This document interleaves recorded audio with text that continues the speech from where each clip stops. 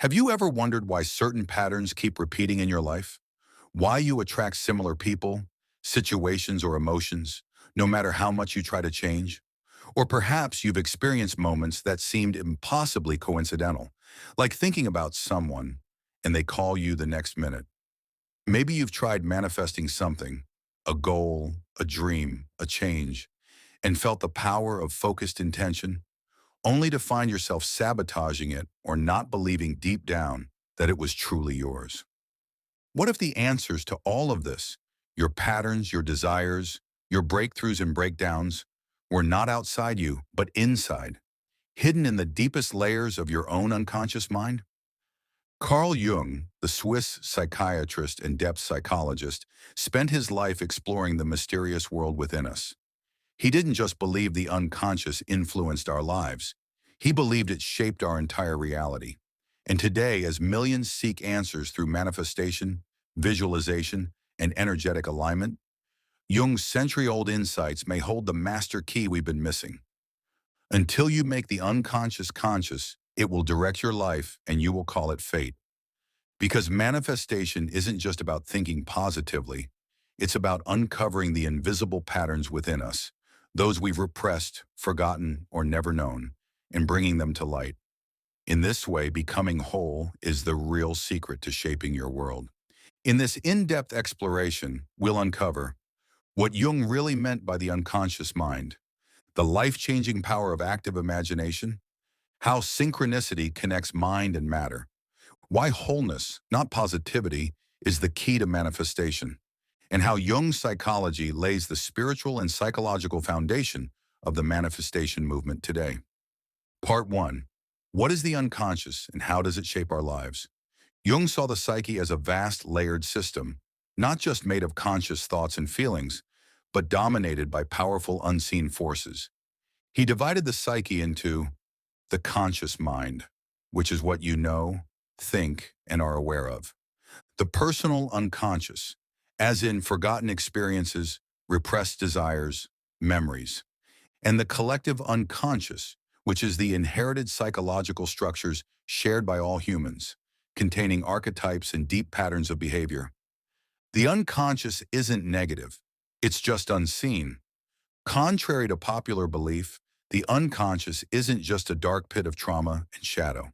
For Jung, it was also the source of creativity, intuition, wisdom, and higher purpose. But when unconscious material goes unrecognized, it doesn't disappear. It acts itself out in your life. You might think you're choosing your career, your relationships, or your beliefs freely. But if your unconscious contains limiting patterns, like fears of unworthiness, unresolved childhood pain, or deeply held assumptions, they will steer your ship without your awareness. This is why Jung said, "It is not I who create myself, rather I happen to myself." To manifest deliberately then, we must first realize our lives are already being manifested by unconscious forces. The only question is whether we're aware of them. Part 2. Active imagination. In the early 20th century, Jung began to enter what he called a creative illness. He withdrew from his academic career and began a radical inward journey. During this time, he experienced visions, dreams, inner dialogues, and archetypal encounters, documented in his famous Red Book. To explore this inner world, Jung developed a practice called active imagination, which is the practice of consciously entering into a dialogue with your unconscious mind through images, dreams, inner voices, or spontaneous fantasies. Unlike passive daydreaming, active imagination involves letting images arise from within, interacting with them as if they were real, asking questions, observing responses, and recording the results.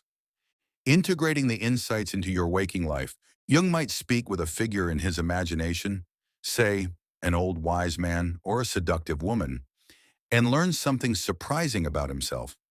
These inner figures are parts of your psyche, what Jung called autonomous complexes or archetypal energies. They carry intelligence, intention, and insight, and most importantly, they influence your behavior until they're acknowledged. Why it matters for manifestation. If you try to manifest abundance but have an unconscious belief that money is evil, That belief, hidden like a shadow, will sabotage your results.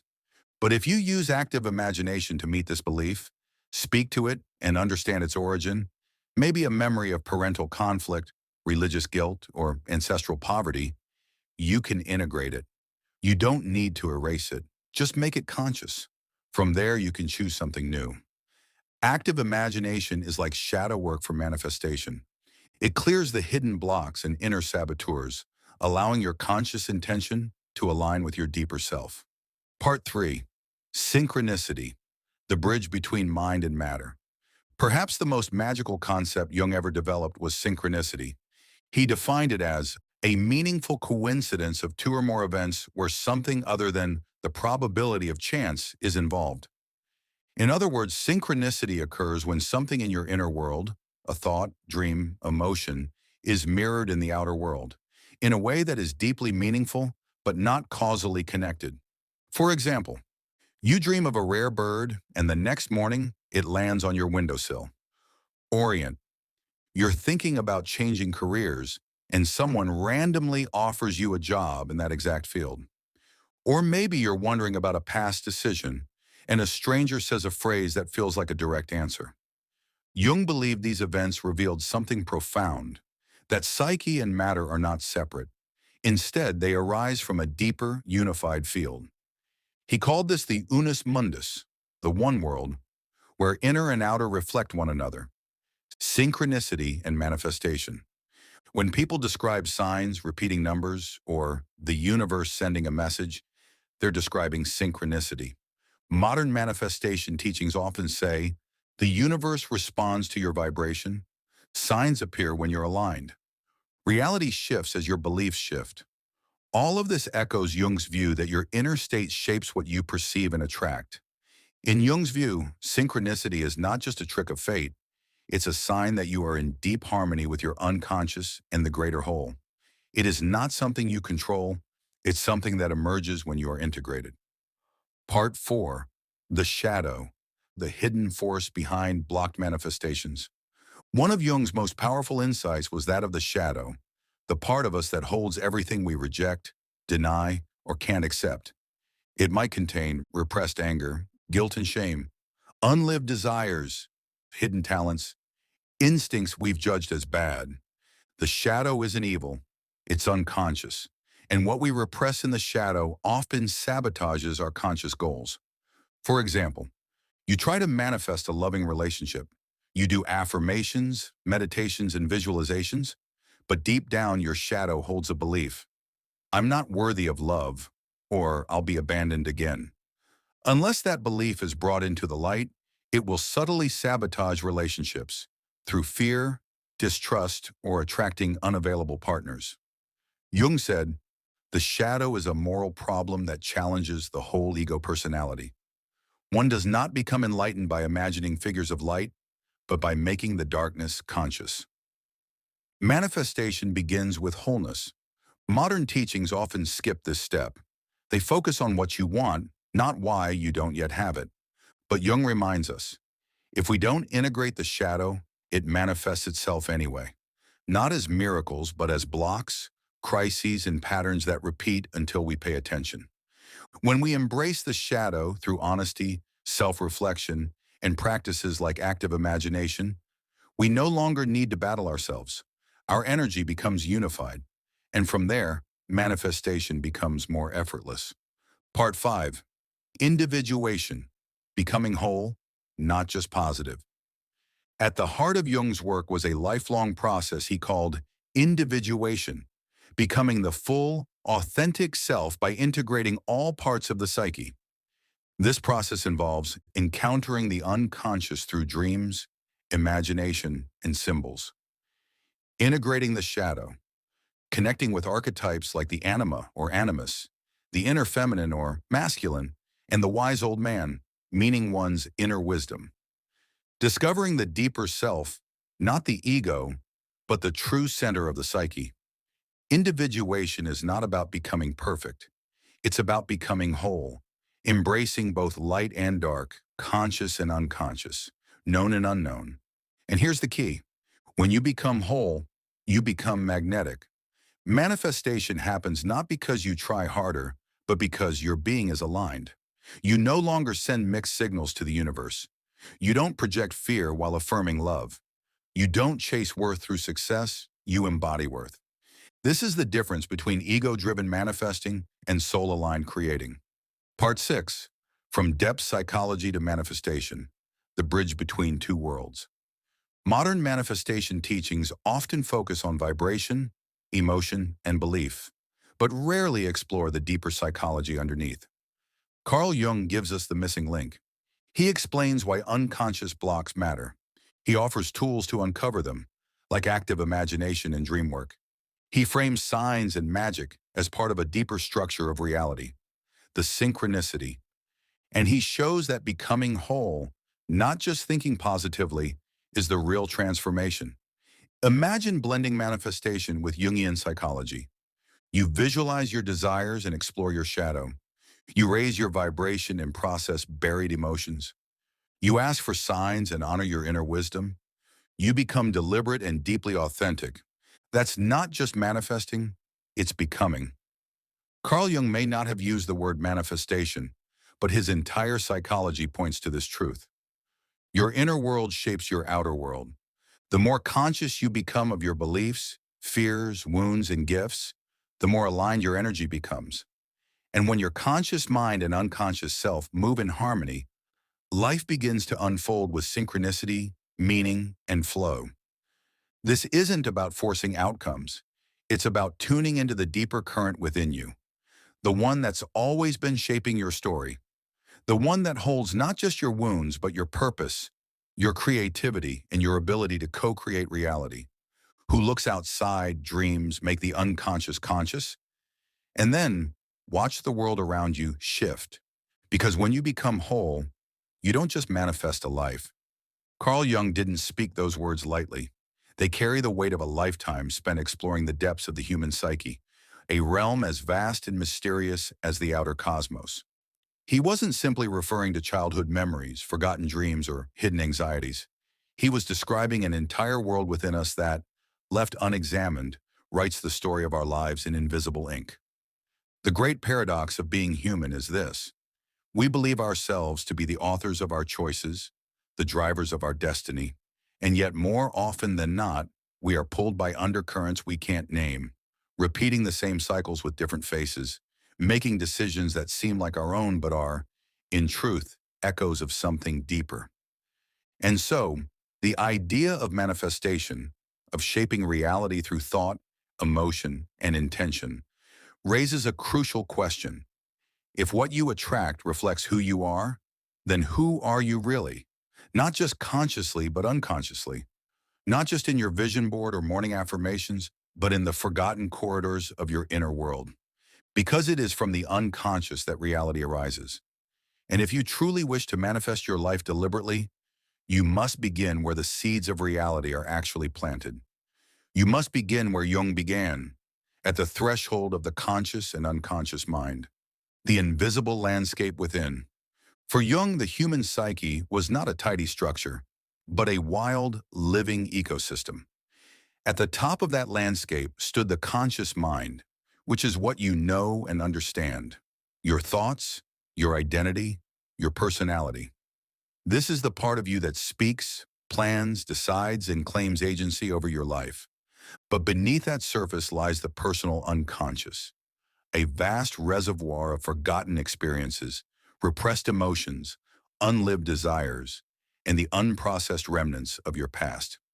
Every heartbreak, every fear you tried to silence, every time you swallowed your truth to keep the peace, these moments didn't disappear. They sank silently into the unconscious, waiting for attention. And deeper still is the collective unconscious, a term Jung coined to describe the universal dimension of the psyche. This layer is not personal. It belongs to all of us. It is made of archetypes, primordial images and patterns that shape human experience. The mother, the hero, the trickster, the lover, the wise old man. These are not just roles in myth or film. They are living patterns inside the human soul. Whether we're aware of them or not, these layers of the unconscious shape our beliefs, our habits, our attractions, and even the people and events we draw into our lives. When Jung said that the unconscious directs our life, he meant it literally. Imagine your conscious mind as the captain of a ship, charting a course across open seas, but the unconscious is the ocean itself. It has its own tides, its own storms, its own rhythms. And if the captain doesn't understand the sea beneath him, his ship won't reach the shore he's imagined. It will drift, compelled by unseen currents. Manifestation begins where the mind ends. Most modern manifestation teachings start with intention. Set your goal, visualize it, speak it aloud, feel as if it's already yours. This is powerful work, and it certainly has impact. But it only touches the surface. Because if the unconscious holds a belief that conflicts with your intention, it will override it. You can speak abundance all day, but if the ocean beneath you believes money brings danger, or that wealth leads to abandonment, your ship will drift elsewhere. You may get what you asked for, but you won't keep it. Or you'll unconsciously resist it, or you'll manifest its opposite. This is why deep manifestation must include deep psychological work. You cannot manifest what you are not yet a match for. And you cannot become a match for something your unconscious believes you shouldn't have. For Jung, transformation meant integration, wholeness, making peace between your conscious desire and your unconscious truth. That's the real alchemy, not just wanting something, but becoming someone who is no longer divided inside. And it begins by listening to the unconscious, not controlling it. To explore the unconscious, Jung didn't rely solely on logic or theory. He pioneered a method he called active imagination, a way of entering into direct conversation with the deeper parts of oneself. Where dreams offer glimpses of the unconscious during sleep, active imagination opens a portal to it while awake. The practice is simple in structure but profound in effect. You sit in stillness, close your eyes, and allow an image, a scene, a figure to emerge. You do not control it, you follow it. You allow your imagination to take the lead, and you respond to it as if you were inside a waking dream. A wise figure might appear, a king, a goddess, a child, a shadowy stranger. You engage them. You ask questions. You let them speak. These characters are not random. They are living aspects of your psyche, speaking in the symbolic language of the soul. Jung discovered that these dialogues often revealed things no conscious thought could touch. Hidden beliefs, unresolved grief, forgotten power. The unconscious, when allowed to speak, doesn't just unearth pain, it also reveals insight. It offers guidance. It heals. And most importantly, it aligns. When your conscious self begins to listen, truly listen, to the wisdom of your inner world, your entire being starts to come into coherence. This is the missing piece in so many manifestation practices. It's not enough to push your vision out into the universe. You must first pull your unconscious world into the light, not to fix it, but to understand it, to invite it into the process of creation. Because once your inner world is united, your energy stops pulling in opposite directions. Manifestation becomes less about effort and more about allowing, less about striving, more about becoming. Synchronicity, the language of the aligned soul. Jung's concept of synchronicity offers one of the most direct bridges between psychology and manifestation. He described it as a meaningful coincidence, a moment in which something inside of you is mirrored outside in the world, without any obvious cause. You think of someone and they call. You're considering a life change, and a book falls off a shelf that speaks exactly to your inner conflict. You feel lost, and a stranger says something that answers a question you didn't even speak aloud. Jung didn't believe these were accidents. He believed that psyche and matter were not separate. They arise from the same source, which he called the unus mundus, the one world. In this deeper reality, your inner state and the events of your life are not random. They are reflections of each other. Synchronicities are signals that your inner world is in harmony with outer events. They are the language of alignment. And for those practicing manifestation, they are signs that something has clicked, that an unconscious belief has shifted, that a shadow has been integrated, that the soul and the world are dancing in rhythm. But synchronicity cannot be forced. It doesn't come when you demand it. It comes when you are attuned, when your psyche is listening and your energy is coherent. This is why the work of integration matters. The more deeply you explore and understand your unconscious, the more synchronicities begin to arise. Not as magic tricks, but as evidence that your inner and outer worlds are speaking the same language. The shadow and the saboteur. Jung taught that everyone has a shadow. It is made up of all the parts of yourself you have rejected, denied, or disowned. Not just the dark or shameful parts, but also your hidden power, your authentic voice, your suppressed joy. The shadow is not evil, it is unconscious. And because it is unconscious, it tends to show up in your life without permission. You try to manifest love, but your shadow believes love leads to pain, so you attract people who cannot love you. You seek success, but your shadow carries guilt about being seen, so you unconsciously sabotage opportunities. Until these inner conflicts are made conscious, they will continue to shape your outer world. You will call them bad luck, or karma, or resistance, but in truth, they are parts of you waiting to be seen. Jung wrote that one does not become enlightened by imagining figures of light, but by making the darkness conscious. This is the heart of shadow work. It's not about fixing yourself. It's about welcoming the parts of you that you've locked away. And when you do, when you bring the shadow into the light, you unlock energy. You free yourself from inner contradiction, and you begin to manifest from a place of inner wholeness, not inner war. The manifestation of the true self. For Jung, the goal of life was not happiness, not achievement, not even healing. It was wholeness. He called this process individuation, the unfolding of the self, the integration of all the parts of your being into one coherent soul. This journey requires courage. It asks you to face what you've avoided, to question what you've inherited, to meet the forgotten figures in your dreams and the old wounds in your body. But individuation is not about becoming someone new. It is about remembering who you've always been beneath the roles, the fears, the conditioning. It is the path of becoming fully unapologetically yourself. And here is the most important truth. When you are whole, you don't have to chase your manifestations. They come to you. Not because you've mastered the right technique, but because you are aligned. You are no longer sending mixed signals. Your energy is coherent. Your inner world is no longer divided.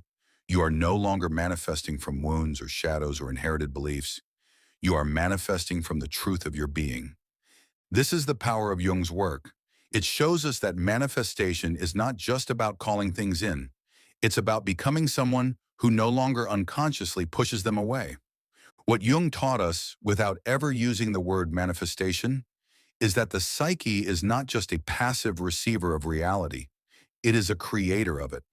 Your thoughts alone don't create your world, but your inner landscape, your images, emotions, beliefs, shadows, archetypes, these shape your perception. And perception shapes action, and action shapes reality. When you explore your unconscious, when you bring light to what is hidden, you change the way you see. You change what you allow, you change what you expect. And in doing so, you change what the world reflects back to you. This is the deeper work of manifestation, not just dreaming of a better life, but daring to meet yourself, all of yourself. Because when the unconscious becomes conscious, fate becomes freedom.